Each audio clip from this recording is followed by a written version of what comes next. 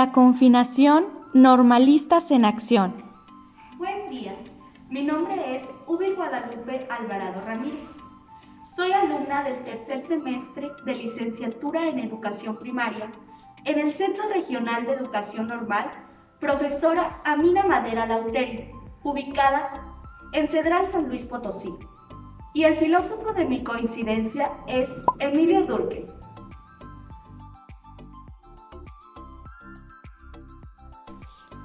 Yo me identifico con la teoría sociológica de Emilio Durkheim, quien caracteriza que la educación a través de la sociología toma como actividad principal dignificar la vida del ser humano.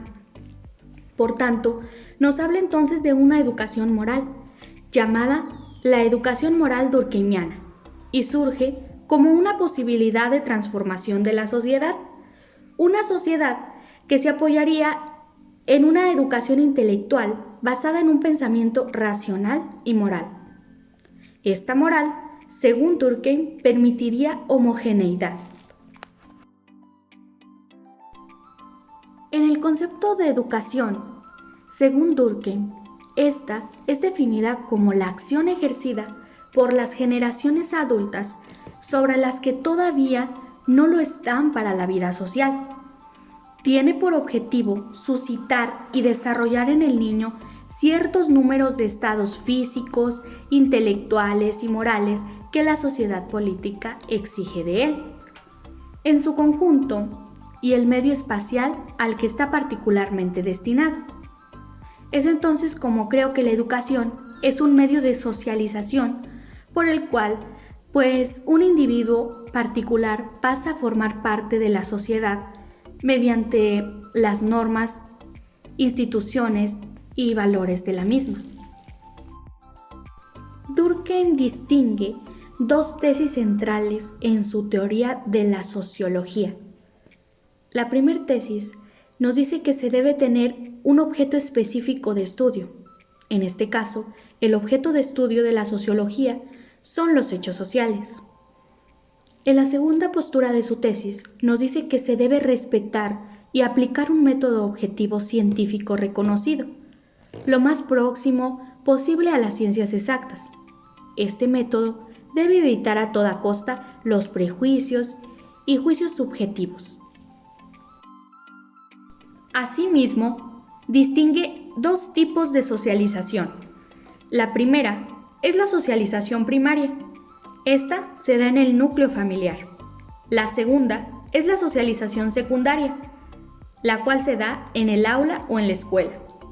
Ante ello, la socialización tiene como objetivo desarrollar determinadas aptitudes intelectuales, conteniendo aspectos físicos, morales y también éticos.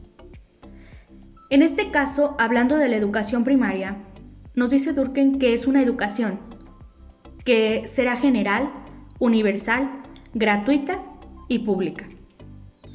En conclusión y en alusión a esto, la educación será una y será múltiple. Una, en general, en valores, en moralidad y en conocimientos básicos, como lectura, escritura, razonamiento y en matemáticas como los cálculos.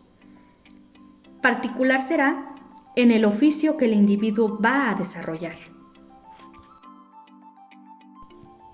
Hablando de las funciones de la educación, dentro de la teoría se distinguen tres. Las tres principales son las siguientes. Es primero socialización, la segunda evitar la desorganización social o aislamiento y la tercera controlar la proliferación individual de normas, valores y leyes. Agregando, el positivismo es uno de los aspectos de la teoría de Durkheim. Dentro de él se basan los conocimientos científicos cuantificables y desde el punto de vista de la investigación todo es neutro. Ante ello, se afirma que los hechos sociales deberían ser tratados como cosas independientes y diferenciadas del individuo, que son preexistentes y tienen normas lógicas propias.